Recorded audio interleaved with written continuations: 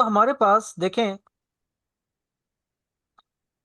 Second इसमें क्या है कि जो मैं बता रहा था आपको कि जिसकी वजह से why we recommend the project management Primavera, ठीक है, to find out the critical path activities and critical path basically जो आपका लॉन्गेस्ट पाथ होता है, ठीक है, जो आपका लॉन्गेस्ट पाथ होता है या वो पाथ जिसका जो फ्लोट हो वो जीरो होता है। फ्लोट जीरो का मतलब क्या है, ठीक है, फ्लोट जीरो का मतलब जो होता है यानी कि उसके अंदर आप मजीद रिलैक्सेशन नहीं कर सकते। रिलैक्सेशन से मुराद ये है कि अगर आप प्रोजेक्ट को एग्जीक्यूट करते हो तो जितने भी क्रिटिकल एक्टिविटीज होती हैं जो क्रिटिकल पाथ पे होती हैं वही एक्टिविटीज जो है रीजन बनती हैं प्रोजेक्ट को डिले करने की। ये चीज आपको एक्सेल नहीं बताता कि किस एक्टिविटीज के ऊपर आपका प्रोजेक्ट जो है वो डिले हो सकता है या नहीं हो सकता। जीरो फ्लोट, इसको मैं राइट नाउ वैसे ही रेंडमली यहाँ पे एंटर कर रहा हूँ, ठीक है। अच्छा, तो वो हमें नहीं बता सकता, जो जितना भी डिले आ रहा हो एक्सेल हमें नहीं बता सकता। सेकंड चीज जो हमारे पास होती है वो हमारे पास होती है actually non CPM. Non CPM basically होती है non critical path method. Non critical path क्या होते हैं? ये वो एक्टिविटीज होती हैं जिसका जो फ्लोट होता है वो पॉजिटिव होता है। फिलहाल ये समझें फ्लोट क्या होता है, ये आगे बताऊंगा इंशाल्लाह जब कोर्स स्टार्ट करेंगे ये किस तरह आता है किस तरह नहीं आता। पॉजिटिव का मतलब ये है कि अगर एज पर साइट अगर जो पॉजिटिव एक्टिविटीज होती हैं अगर वो डिले भी हो जाएं तो आपका जो फाइनल कॉन्ट्रेक्चुअल एग्रीमेंट डेट है जो आपने अपने क्लाइंट के साथ किया है उसके अंदर कोई डिले नहीं आएगा। और ये चीज आपको क्या बताएगी? ये चीज आपको सिर्फ सिर्फ प्राइमरीरा बता सकता है, एक्सेल का काम नहीं है, ठीक है। अब इन्होंने जो मुझे ये प्लान दिया था, इनको क्या जरूरत थी कि ये प्लान मुझे दे देते, ठीक है। पहली बात तो यह है कि प्लान के अंदर जब भी बीओक्यू आप बनाते हैं, आप जब भी प्लान बताते हैं तो इतने बड़े बड़े ये जो खुलासे हैं इसकी लिखने की कोई जरूरत नहीं होती, ठीक है। इतने बड़े बड़े बस टू द पॉइंट हेडिंग लिखते हैं, मैं बताऊंगा कैसे। यहां पे उन्होंने सिर्फ ये फाइंड आउट किया है कि आप ये बताओ कि किस एक्टिविटी को, ठीक है, किस एक्टिविटी को हम डिले करेंगे तो हमारा प्रोजेक्ट डिले होगा, और किस एक्टिविटी को अगर हम लेट स्टार्ट भी कर लेंगे तो हमारा प्रोजेक्ट इफेक्ट नहीं होगा, ठीक है। That is actually the reason to find out the critical path and activities basics. इसके बाद है to link the resources and the activities. हम अपने रिसोर्सेज को अपनी एक्टिविटीज के साथ लिंक करेंगे, और इसके साथ साथ सिर्फ लिंक नहीं करेंगे बल्कि इसके साथ साथ हम क्रॉस चेक भी करेंगे,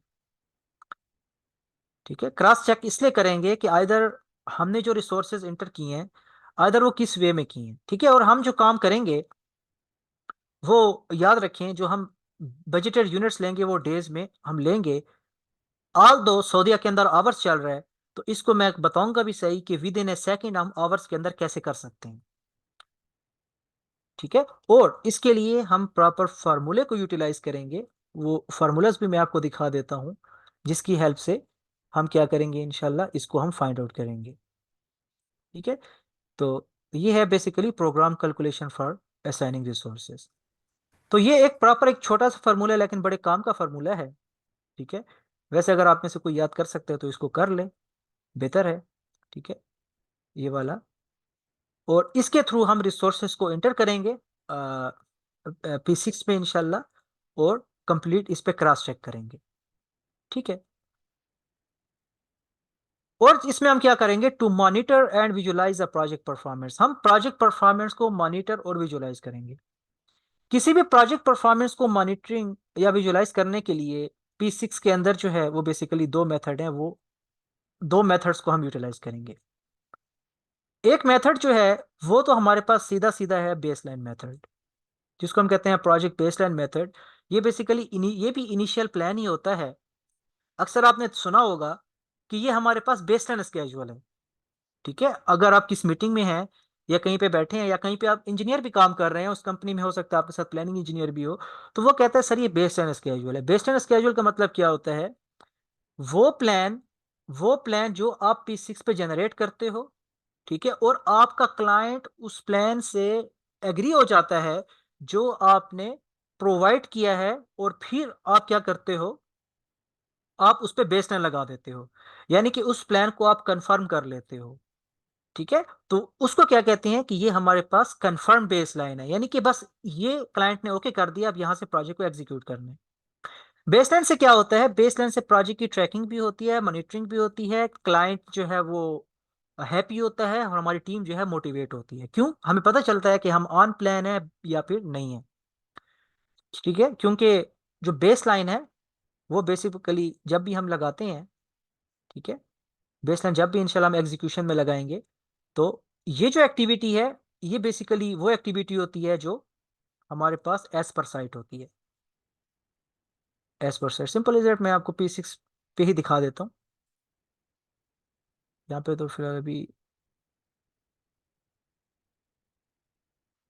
ठीक है, इस पे ही मैं आपको अभी, थोड़ा सा वेट होगा क्योंकि थोड़ा बड़ा प्रोजेक्ट है, थोड़ा इस पे वेट करना पड़ेगा आपको।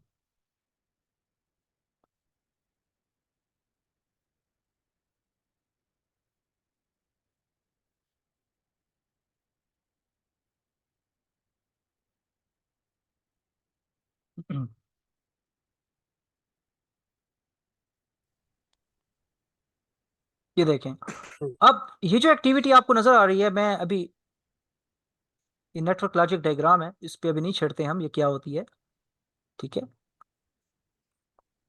ये देखें, ये आपको नजर आ रही है बेस लाइन, राइट, ये बेस लाइन है। तो ये जो नीचे होती है ना, ये वाली, ये बेसिकली हमारे पास होती है BL, बेस लाइन। और ये जो ऊपर आपको नजर आ रही है ना, ये बेसिकली हमारे पास एग्जीक्यूशन की बार होती है। ये वो बार होती है जो प्रोजेक्ट हम एग्जीक्यूट करते हैं। अब जब एग्जीक्यूट करते हैं ना, और अगर ये जो बार है, जो नीचे वाली बेस लाइन है, अगर ये मर्ज हो जाए, फॉर एग्जांपल ये बार आगे आ जाए और ये आपकी मर्ज हो जाए, तो इसका मतलब ये है कि आपने क्लाइंट से कहा था कि आपको प्रोजेक्ट इतने में मैं हैंड ओवर करके दूंगा, लेकिन आपकी जो बेस लाइन है वो आगे जा रही है, यानी कि मर्ज हो रही है, ठीक है। तो इसके लिए बेसिकली हमारे पास क्या होता है? इसके लिए हमारे पास होता है स्टार्ट डेट, फिनिश डेट, ठीक है, कॉलम्स, और कॉलम्स के अंदर BL, और BL के अंदर हमारे पास क्या होता है, ठीक है, BL के अंदर हमारे पास होता है, ये है basically project base line. BL project means that project base line, BL1 means that primary base line, BL2 means that secondary base line, BL3 means that tertiary base line, right. तो हम यहाँ पे क्या करते हैं, BL प्रोजेक्ट स्टार्ट, ये हम एक यहाँ पे ऐड करेंगे इंशाल्लाह। इसको भी असाइन करने का एक प्रॉपर फार्मूला है, एक तरीका है, और यहाँ पे इसको असाइन किया, ठीक है। तो यहाँ पे फिर हम क्या बताएंगे,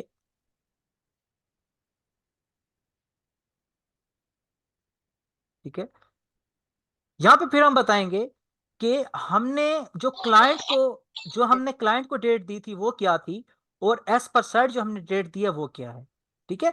जो बेसिकली जो हम प्लान बनाते हैं उसको कहते हैं ओरिजिनल ड्यूरेशन, और एस पर साइड जो हम काम करते हैं उसको हम कहते हैं एक्चुअल ड्यूरेशन। इसके बाद मैं डैशबोर्ड पे भी आता हूँ कि डैशबोर्ड का क्या सिस्टम होता है, ठीक है। तो इस तरीके से हम मॉनिटरिंग एंड ट्रैकिंग करते हैं। दूसरा तरीका क्या होता है? दूसरा तरीका हमारे पास होता है एक्चुअली, जब हमारे पास कॉस्ट गिवन हो, in the end, question will be in the end, ठीक है, कॉस्ट गिवन हो। कॉस्ट में हमारे पास क्या होता है? कॉस्ट में बेसिकली हमारे पास टर्मिनोलॉजीज आ जाती हैं, S% कंप्लीट, ठीक है, PV, EV, AC, BAC, ETC, EAC, SV, CV, VAC, SPI, CPI, ठीक है। जब कास्ट हमारे पास आ जाएगी तो इसको सेकंड तरीके से हम किस तरीके से विजुलाइज करेंगे? हम इसको विजुलाइज करेंगे with the help of cost control. क्योंकि अगर अगर SPI जो है वो लेस देन 1 आ जाए, तो इसका मतलब है हम बिहाइंड है, और वो किस स्टेज पे लेस देन 1 आता है, ये जब क्लास स्टार्ट होगी इंशाल्लाह मैं बताऊंगा। सीपीआई हमारे पास किस स्टेज में जो है वो लेस देन 1 आता है, जब हम with respect to duration, physical या फिर यूनिट्स पे काम करते हैं, तो कब हमारा जो है वो लेस देन आता है, नंबर एक चीज। ठीक है, इसके लिए मैंने प्रॉपर जो है एक कैलकुलेटर भी इसका बनाया है प्ले स्टोर के ऊपर, अभी वो अपडेट नहीं हो रहा, सोर्स की गुमी हुई है मेरे डेवलपर से उसकी, और प्राइमवीरा पीसेस के रिजल्ट्स बिल्कुल सेम है। ठीक है, वो भी मैं इंशाल्लाह, लेकिन आपके लैपटॉप पे वो चल जाएगा, अगर आप NOx प्लेयर कर लेना गूगल पे, वो चल जाएगा। ठीक है, तो यहाँ पे देखें, यहाँ पे मेरे पास है कॉस्ट कंट्रोल।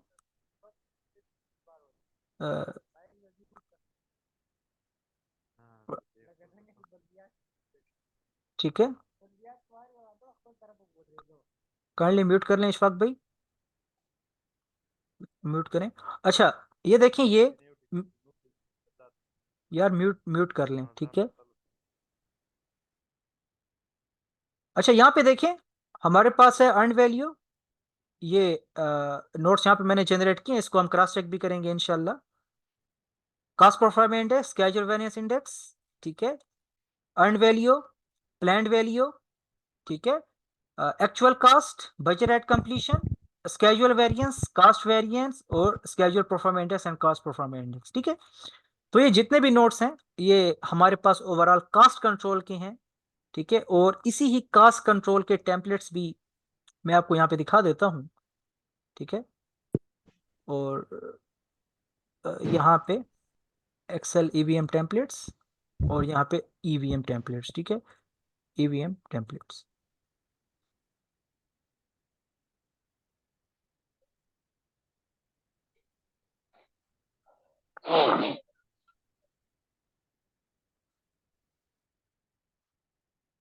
ठीक है, तो ईवीएम देखें, ईवीएम में same terminologies, WBS ID, description, unit, quantity, unit price, BAC, budget at completion. जो टर्मिनोलॉजी मैंने अभी यूज किया है, कि हर एक्टिविटी जो होती है ऐड होती है, और उस एक्टिविटी के बजट को BAC कहते हैं। जो आप प्लान करते हैं वो रिलेट होता है प्लान्ड वैल्यू के साथ, जो प्रोजेक्ट से आप गेट करते हैं वो EV होता है, जो प्रोजेक्ट पे आप खर्च करते हैं वो AC होता है।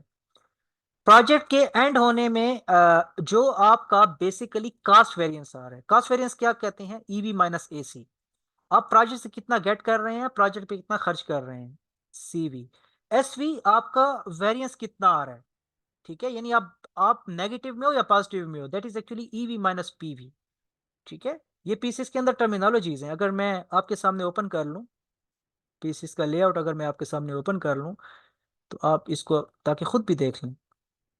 यहाँ पे मैंने इसका लेआउट ऑलरेडी जो मैं क्लासेस लेता हूँ उसमें मैंने जनरेट किया हुआ है, वेट करना पड़ेगा। देखें, ये आपके सामने टॉप पे ओपन होगी है।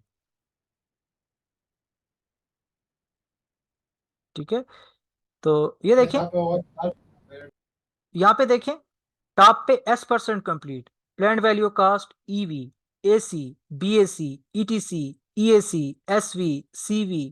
ठीक है, इसके आगे मैं आपको दिखाता हूँ, ये देखें, चलते जाएं, ये आपके पास आ गया variance at completion, cost variance.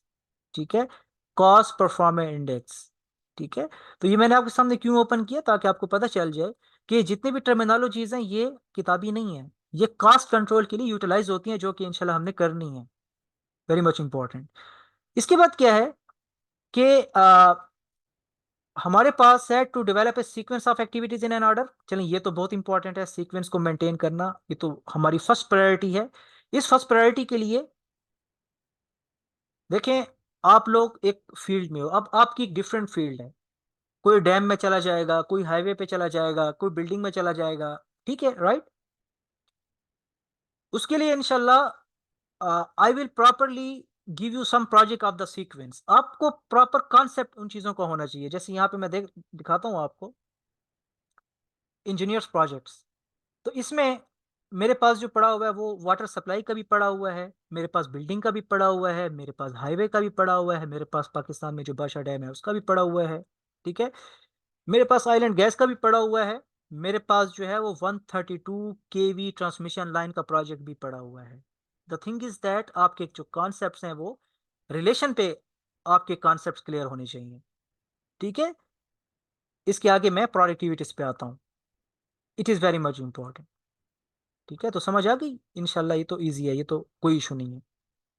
To break down the project in detail task, ठीक है, to allocate the best resources and track progress, ये इंपॉर्टेंट चीज है। देखिए, best resources and track progress के लिए हम प्रॉपर जो शीट यूज करेंगे वो होती हैं प्रोडक्टिविटी शीट्स, जिसको मैं बार बार कह रहा हूं प्रोडक्टिविटी। देखें, प्रोडक्टिविटी शीट क्या होती है जो इंशाल्लाह हमने पढ़नी है। पहले पहले तो मैं आपको सिंपल इज दैट हमारे जो पाकिस्तान गवर्नमेंट ऑफ पाकिस्तान है उसकी शीट दिखाता हूं आपको। Post anti termite liquid including water, तो 100 स्क्वायर फीट के लिए हमें जो स्किल्ड लेबर रिक्वायर्ड है वो रिक्वायर्ड है इतने, और जो एंटी टर्माइट स्प्रे मशीन है वो हमें रिक्वायर्ड है इतनी पर आवर। इसको किस तरह हम इंटरपोलेट करते हैं, और इंटरपोलेट करने के बाद किस तरह हम इस वैल्यूज को स्केजुअल के नंबर ऑफ डेज के साथ इक्वल करते हैं, और फिर हम इसको P6 में इंटर करते हैं। कभी भी ऐसा नहीं हो सकता कि अगर आपके नंबर ऑफ ड्यूरेशन 3 है और आप एस पर साइड जो है 25 लेबर लगा दो, ये सबसे बड़ा ब्लंडर है। नंबर वन थिंग, आपकी जो नंबर ऑफ डेज होंगे ना, आपने इंशाल्लाह हम जो रिसोर्सेज कैलकुलेट करेंगे वो भी उसी की बेस पे करने हैं। ऐसा ना हो कि नंबर ऑफ डेज आपके 2 हैं और आप सिर्फ रिसोर्सेज को इंटर करना सीख जाते हो और आप रिसोर्सेज 30 लगा देते हो, तो आप इंतहाई गलत प्लानिंग कर रहे हो। ठीक है, प्लानिंग को भी हम नंबर ऑफ डेज से कैलकुलेट करेंगे रिसोर्सेज को। नंबर एक चीज, सेकंड शीट जो हमने यूज करनी है, जो नियॉन की शीट है वो मैं आपको दिखाता हूं। That is actually copy of MIP-TGP, Pakistan norm civil. ठीक है, यहां पे देखें, ये जो बेसिकली है ये है नासिर S. Al हाजरी कॉरपोरेशन। ठीक है, इसमें देखें सिविल वर्क्स की अलग से प्रोडक्टिविटी है, इसके अंदर इलेक्ट्रिकल वर्क की अलग से प्रोडक्टिविटी है, इसके अंदर HVAC वर्क की अलग से है। ठीक है, और इसके फोल्डिंग वर्क और स्ट्रक्चर वर्क की यहाँ पे अलग से है। ठीक है, प्रोडक्टिविटी मतलब एक लेबर कितने टाइम में ये काम कर सकता है, और फिर उस प्रोडक्टिविटी से जो नंबर ऑफ डेज निकलेंगे उसको फिर हम इंटरपोलेट करके P6 में इंटर करेंगे। But the data will be real based. ठीक है, एज्यूम करना जस्ट आप लोगों की वेस्टेज ऑफ मनी है, ये समझें। ठीक है, अच्छा, सेकंड क्या है जो चीजें हमने पढ़नी है इंशाल्लाह इसके अंदर, टू ब्रेक डाउन, ये किया बेस्ट रिसोर्सेस, मैंने बता दिया। To make the material requirement planning, हमें कितना मटेरियल जो है वो हमें रिक्वायर्ड होगा। To fix the baseline target, मतलब कि क्लाइंट वाला जो मैंने बताया आपको। To calculate the earn value management और अर्न वैल्यू एनालिसिस, सेम वही चीज है जो कास्ट कंट्रोल मैंने आपको बताई है, that is actually S% complete PV AV, वही चीजें। To make the delay analysis and calculate project profitability. ठीक है, डिले डिले एनालिसिस में क्या आ जाता है? डिले का मतलब ये है, देखें, कि आपका जो प्रोजेक्ट है, जिस तरह मैंने बताया कि हम जब माइलस्टोन लगाएंगे, ठीक है, अ, एक सेकेंड वेट कर लें, सिर्फ एक सेकेंड।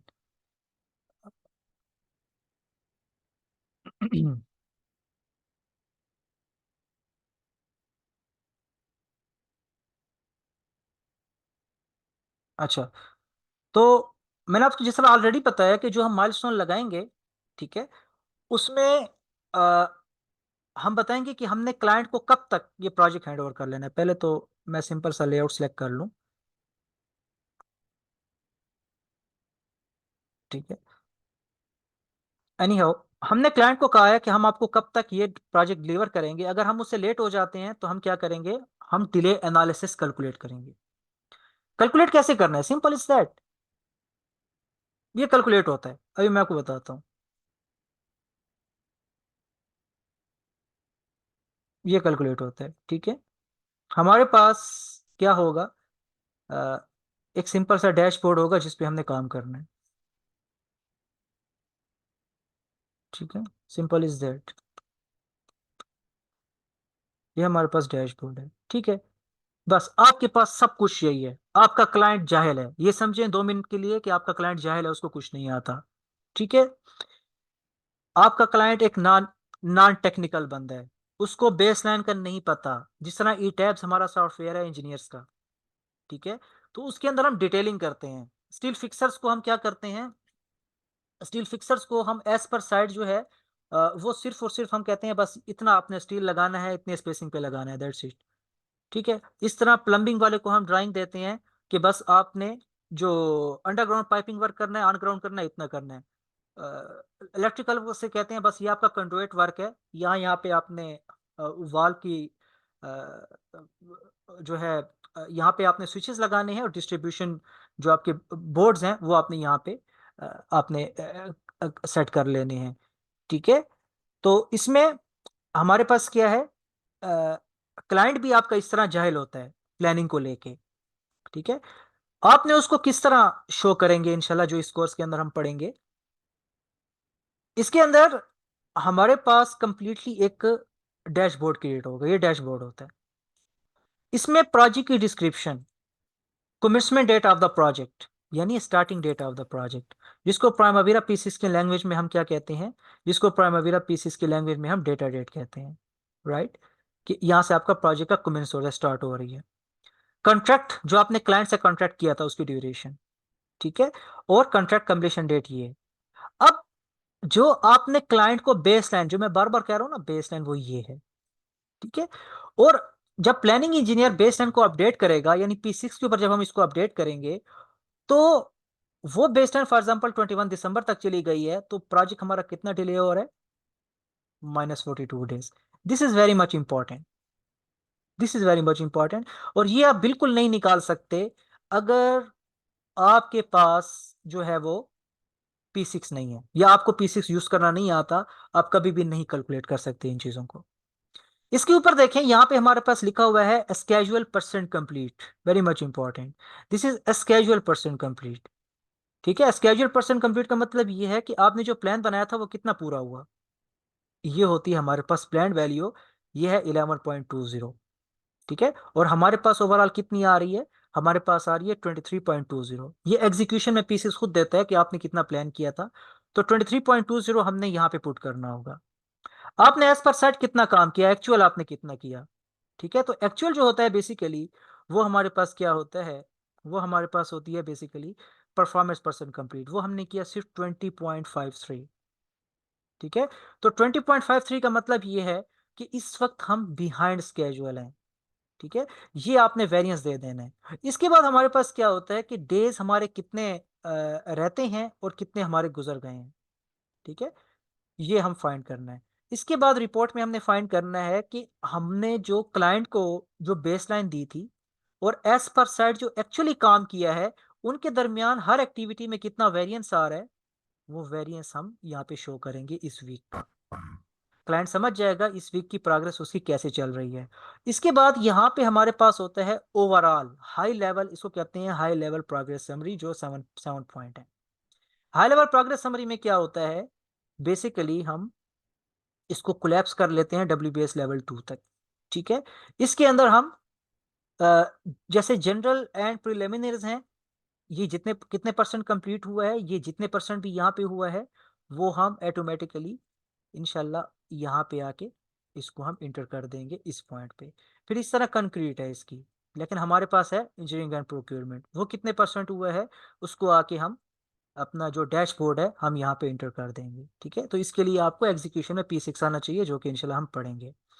इसके बाद क्या है, to make a revise schedule for EOT for the extension of time. Revise schedule हम कब करते हैं, जब आपका क्लाइंट IPC आपको इशू नहीं करता, ठीक है, पेमेंट इशू नहीं करता, तो उसकी वजह से क्या होता है कि we have to create the revise plan. Revise plan में क्या होता है कि जो आपकी कंट्रेक्चुअल एग्रीमेंट डेट है वो आपकी डिले हो जाती है, तो रिवाइज कैसे करते हैं, रिकवर कैसे करते हैं, ये भी इसके अंदर इंक्लूड है।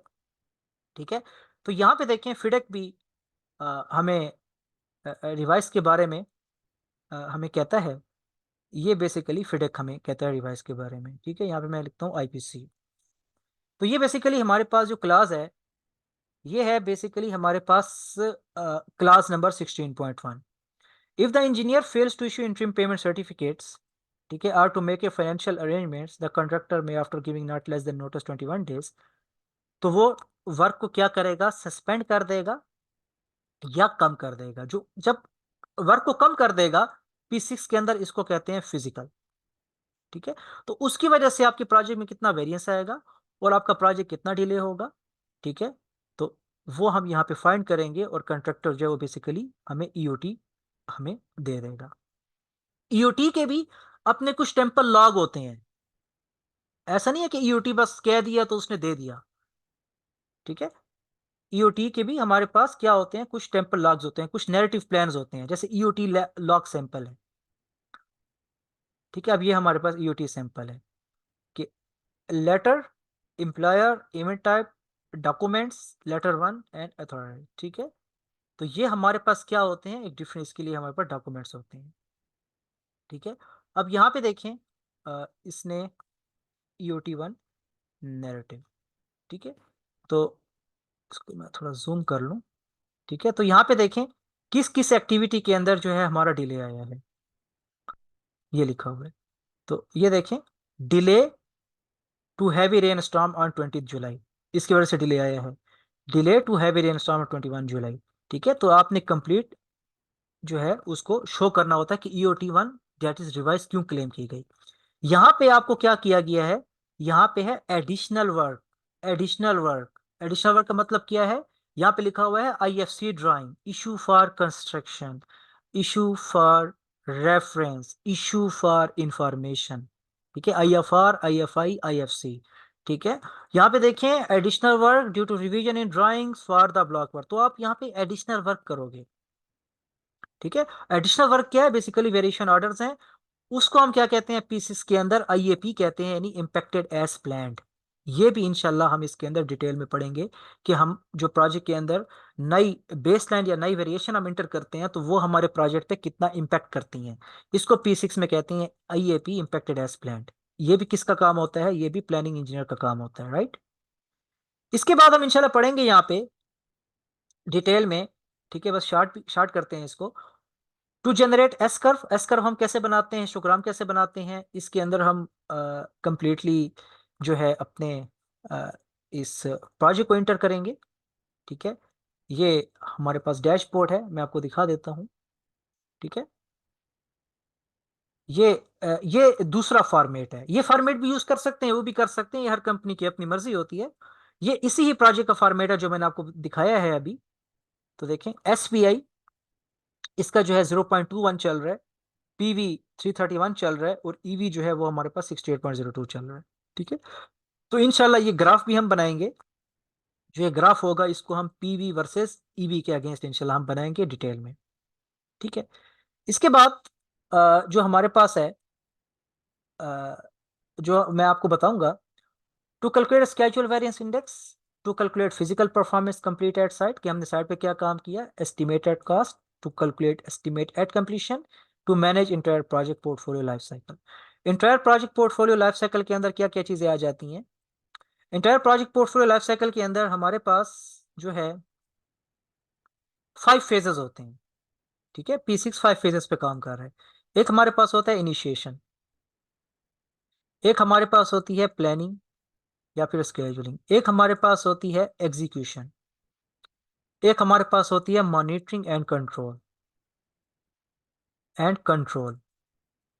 और एक हमारे पास होती है closing and review, finally closing and review. ठीक है, initiation, the documents required to you. ठीक है, BOQ, ड्राइंग्स, कोई प्लान हो। ठीक है, मैं दिखाता हूँ अभी कौन कौन से रिक्वायर्ड होते हैं। प्लानिंग, एग्जीक्यूशन और मॉनिटरिंग आपस में वाइस वर्सा है। वाइस वर्सा का मतलब क्या होता है कि आपस में, यानी कि एग्जीक्यूशन होती है तो कास्ट आपकी ऑटोमेटिकली रन होना शुरू हो जाती है, देन क्लोजिंग एंड रिव्यू। ठीक है, ये 5 फेजेस हैं, और इन फेजेस के अंदर सिर्फ एक ही बंदा स्टेक होल्डर के साथ जुड़ा होता है, वो है प्लानिंग इंजीनियर। और इसके दरमियान जो सॉफ्टवेयर है वो है बेसिकली P6। ठीक है, अच्छा, इसके बाद हम आते हैं कि जो सिंक्रो के अंदर जो हमने काम करना है वो हमने क्या करना है, इसको शार्ट भी बस करते हैं, छोटा सा सिंक्रो ओपन करते हैं। ये बेसिकली J7 की शीट है। J7 ग्लोबल की। ये कोर्स जब स्टार्ट हो जाएगा तो मैं बताऊंगा ये कितनी ज़बरदस्त शीट है, किस तरह हम यूज़ कर सकते हैं। इसी दौरान मैं आपको अपना इंट्रोडक्शन भी यहाँ पे देता जाऊँ। अ, ये मेरे कुछ प्रोजेक्ट्स हैं जो मैंने डिफरेंट कंपनीज के साथ की हैं। प्रो बिल्ड के साथ हमारे होते हैं एक अ, अ, ये देखें, यूसुफ साहब, तो उन्होंने एक प्रोजेक्ट दिया था डेटो रोड ऑफ हैदराबाद। ये उनके साथ अल्हम्दुलिल्लाह मैंने प्लान किया था। एक प्रोजेक्ट में आपको मैं यहाँ पे शो कर दूँ, that is actually premium certificates. ठीक है, ये प्रीमियम कंस्ट्रक्शन कंपनी है भावलपुर में, फाइनेंस मैनेजर सलमा आबिद है इनके। तो इनके साथ मैंने मल्टीपल प्रोजेक्ट्स जो है वो मैंने प्लान किए हैं। ठीक है, सिंक्रो ओपन हो गई है। ठीक है, सिंक्रो इज दैट, सिंक्रो को थोड़ा सा डिस्कस कर लेते हैं बस फिर। देखो सिंक्रो जो है ना, सिंक्रो बेसिकली इसके अंदर है, ये है 3 डायमेंशनल। ठीक है, 3 डायमेंशनल का मतलब क्या है कि that is actually X axis, Z axis, ठीक है, और वाई एक्सेस। ठीक है, ये जो भी हम प्लान बनाते हैं ना, जैसे पीसीस के अंदर हमने कोई प्लान भी बनाया, फॉर एग्जांपल मैं यहाँ पे फाइल पे आता हूँ, मैं यहाँ पे इंपोर्ट करता हूँ, प्राइमरीरा P6 फाइल पे आता हूँ, ब्राउज पे आता हूँ, और अगर ऑलरेडी मैंने जैसे ये वाली फाइल है, नेक्स्ट किया, इंपोर्ट किया, और यहाँ पे मैंने इसको इंपोर्ट कर लिया।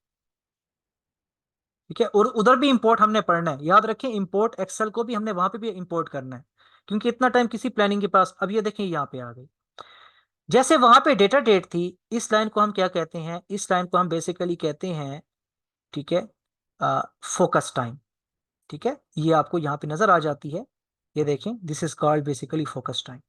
ये जो आपको रेड नजर आ रही है, दिस इज फोकस टाइम, ये लाइन होती है। और इसके अलावा हम क्या कर लेते हैं, इसके अलावा फाइल में आते हैं, फिर इंपोर्ट करते हैं, और इंपोर्ट करने के बाद हमारे पास डिफरेंट ऑब्जेक्ट्स होते हैं 3D मॉडल के लिए। जैसे 3D है, फिर अब प्राइमरीरा P6 में पता है कोई 3D सॉफ्टवेयर नहीं है। ठीक है, जैसे IFC ड्राइंग्स हैं, IFC पे मैं क्लिक करता हूं, तो रिवर पे मैं क्लिक कर लेता हूं, नेक्स्ट मैंने किया, इंपोर्ट किया, थोड़ा सा वेट करना पड़ेगा। ठीक है, और यहाँ पे मैंने फिनिश किया। अब आप ये देखें, इसके अंदर जो है ये बिल्डिंग जो है ये हमारी आ गई है। ठीक है, अगर मैं 3D पाथ पे आता हूँ, 3D व्यूज पे आता हूँ, ठीक है, तो यहाँ पे बेसिकली मेरे पास कैमरे की एनिमेशन होती है, इसको मैं एज ए ऑर्बिट घुमाऊं, ये एज ए ऑर्बिट मेरे पास घूम रहा है, तो इसको मैं एग्जामिन करूं तो ये मेरे पास देखिए एग्जामिन हो रहा है। इसके अंदर हमने सिर्फ पढ़ना है कि किस तरह हम इसको बेसिकली एनिमेट कर सकते हैं और एनिमेशन एडिटर कर सकते हैं। हमने सारी प्लानिंग P6 में करनी है, हमने एग्जीक्यूशन भी P6 में करनी है। हाँ, अगर आप चाहते हैं कि अपना एग्जीक्यूशन वाला जो स्केड्यूल है वो इसके अंदर आप इंपोर्ट करो, तो आप यहाँ पे एक्सटर्नल डेटा, ठीक है, ये ऑलरेडी इंपोर्टेड है, आप इसको एक काम करो, यहाँ पे राइट क्लिक, ठीक है, एक्सपोर्ट टू, ठीक है, सिंक्रोनाइज टू ब्रोस, और यहाँ पे मेरे पास हो जाएगा XML। ये ऑलरेडी किया हुआ है, तो अल्लाह करे हो जाए, otherwise we have to again finish. ठीक है, तो ये नहीं हुआ क्योंकि ये ऑलरेडी जो है ये यहाँ पे हुआ पड़ा, तो हम बिल्कुल जीरो से करेंगे उस टाइम इंशाल्लाह ये हमारे पास हो जाएगा। ठीक है, synchronous from, now let's check it, और यहाँ पे इसको दोबारा से कर लेते हैं। ठीक है, सिंक्रोनस टू ब्रोस, नहीं वो फाइल्स कहाँ चली गई हैं यार, क्लास लंबी हो जाएगी, लेकिन बनो डेटा, नहीं वो फाइल जो है ना, चलिए वो फाइल कहाँ पड़ी है, एनी हाउ, हम क्या करेंगे कि ये जो 3D मॉडल है ना, ये जो हमारे पास बना हुआ है, इस कंप्लीट जो 3D मॉडल होगा, इसको हम एनिमेट करेंगे अपनी इन गिवन एक्टिविटीज के साथ। ठीक है, इसको हम क्या करेंगे, इसको इंशाल्लाह हम डिफरेंट एक्टिविटीज के साथ हम क्या करेंगे, इसको हम लिंक करेंगे। ठीक है, हम क्या करेंगे, assign to selected task task करेंगे। ठीक है, तो उससे क्या होगा कि इसको ये जो टास्क है ये साथ साथ हमारे पास एनिमेट होता जाएगा। ठीक है, तो ये नीचे से बिल्डिंग हमारे पास बनती जाएगी, और ऑटोमेटिकली जो P6 के ऊपर हमने प्लानिंग की होगी, आप कहीं भी जाएंगे आप इसको इजीली इंशाल्लाह आप क्या कर सकेंगे, आप इसको इजीली जज कर सकेंगे। जैसे यहाँ पे देखें, मैंने देखें नीचे टास्क, आपने अपनी नज़र यहाँ पे रखनी है, इस पॉइंट पे रखनी है। ठीक है, देखें जैसे ही मैं इस फोकस टाइम को ऑन करता हूँ, तो नीचे देखें बिल्डिंग अभी बनती हुई आपको नजर आएगी। ये आगे चल रही है ना, अभी तो मैंने इसकी रेंडरिंग नहीं की। ये आपको यहाँ पे भी बनती हुई नजर आएगी, ये अचानक आपके सामने आ जाएगी। इस पॉइंट को देखना है आपने,